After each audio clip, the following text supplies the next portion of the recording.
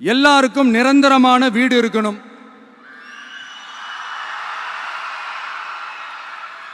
ஒவ்வொரு வீட்டுக்கும் ஒரு மோட்டார் சைக்கிள் வாகனம் உறுதியா இருக்கணும்.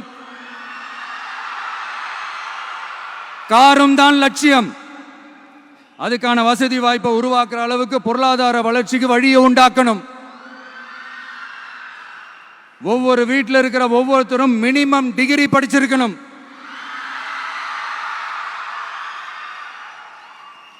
ஒவ்வொரு வீட்லையும் குறைந்தபட்சம் ஒருத்தருக்கு நிரந்தர வருமானம் கிடைக்கணும்.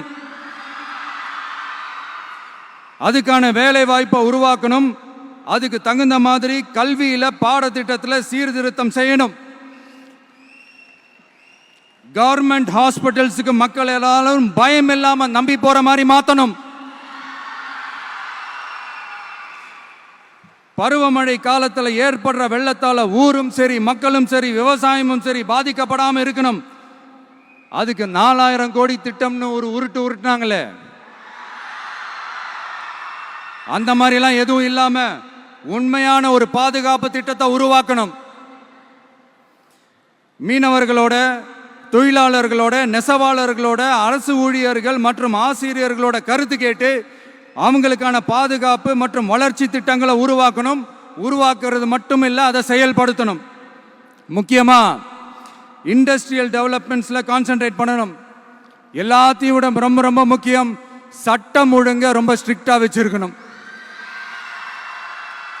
நம்மளுடைய அம்மா, அக்கா, தங்கச்சிகள், அவங்களுடைய பிள்ளைகள், குழந்தைகள் எல்லாருக்கும் பாதுகாப்பை, அதுவும் உண்மையான ஸ்ட்ராங்கான பவர்ஃபுல்லான பாதுகாப்பை உண்டாக்கணும். அண்ணா யூனிவர்சிட்டியில நடந்த அந்த பெண்ணுக்கு நடந்த அந்த பிரச்சனை மாதிரியோ, இல்ல கோவையில் நடந்த அந்த கல்லூரி பெண்ணுக்கு நடந்த பிரச்சனை மாதிரியோ அதெல்லாம் நடக்க விடவே கூடாது.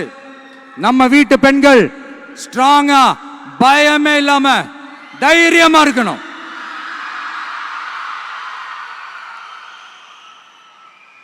இதை எப்படி செயல்படுத்த போறோன்றது முன்னாடி சொன்ன மாதிரி நம்மளுடைய தேர்தல் அறிக்கையில் அதுக்கான விளக்கத்தை ரொம்ப டீட்டெயில்டாக கொடுப்போம். நான் சும்மா மற்றவங்க மாதிரி அவங்கள மாதிரி எல்லாத்தையும் அடிச்சு விட்டுட்டு ஏமாத்துற வேலையெல்லாம் இங்கே கிடையாது நம்ம கிட்ட.